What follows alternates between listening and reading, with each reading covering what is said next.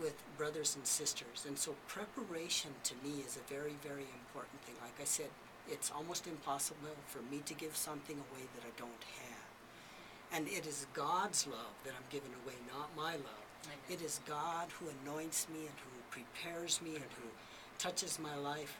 Every time I'm going to go out, I know that I'm going to be praying for somebody. I'll spend some time seeking the Holy Spirit, and I will implore the Holy Spirit, Spirit, teach me how to pray. Teach me how to touch a person's life.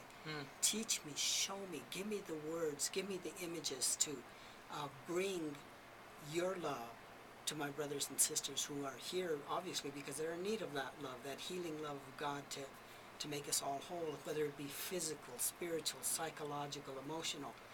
God can give us that wisdom, that knowledge, and that understanding to be able to reach out and touch people where they are. And all of us, because we're so unique, God has a special and unique way of touching each one of us. So we need to be prepared to do that. Now, Dr. Tom, you were mentioning that while you were still in active,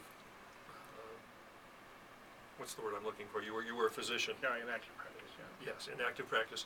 That you would pray for your patients. And did you hear things from God, or did you see them? How did you experience that? There's multiple ways of experiencing God's voice, and the first thing is you recognize it, and that's clear. You recognize it.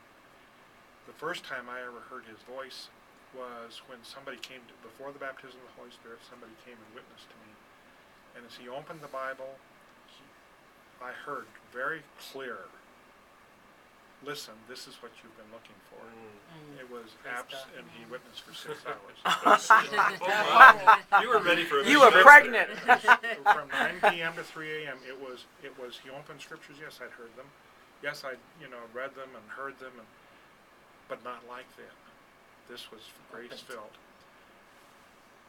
When I would pray with patients, you get this nudging, this urge to pray. It's something you begin to recognize. This is somebody I should pray with.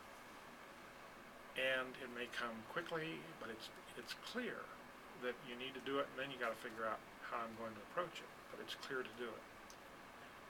So that's the second thing. There are times when a word of knowledge will pop.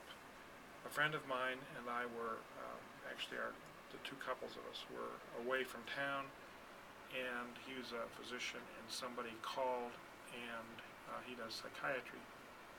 And they were talking about one thing, and I turned to him, and I told him, I said, "This has happened."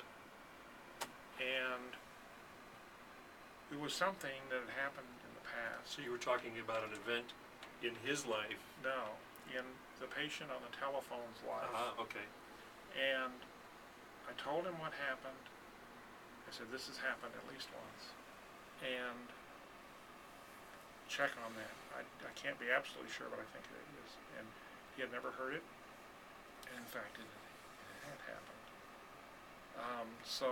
And that was very helpful in his working with it. So those things come. This relationship, it's a we-us relationship. It's an everyday, every moment, ongoing thing. I have no hesitancy. He's always thinking of each of us. He's always thinking of me, and he loves me. I have no hesitancy in asking him for a parking place, and I get a parking place. Even little things like that. Yes. Little tiny My things, goodness. because the little tiny things are part of that friendship. When you fly Yes, on an it is. airplane, the two of you get a seat for one. It's an That's good. I absolutely like that. beautiful. Do you have to pay for his ticket? No. No, he He's sneaks paid for on. it. But and there are things. They're constantly. My son, can I tell the doggy stories? For a Yeah. sec? My son has these Vishlas. One of them got myasthenia gravis, which will kill most dogs. It's a neuromuscular disease, and they blow it up and everything. And weak, can't eat, can't drink. Off to the vet, and on the way to the vet, this dog looked like it was going to die. I gave him some Lourdes water and prayed over the dog. And then we went to the dog hospital, kept him over the weekend. The vet told us that when we took him home, he probably next week the dog is bouncing around doing fine. The dog is perfectly healthy now. So my friend has, my son has a friend whose dog developed a hemolytic anemia and they couldn't stop it. So the vet said you need to prepare your kids that the dog's going to die. My son said to his friend, I've got some Lourdes water. And you guys take the Lourdes water, feed the Lourdes water to the dog and pray over that dog. And that dog is now around.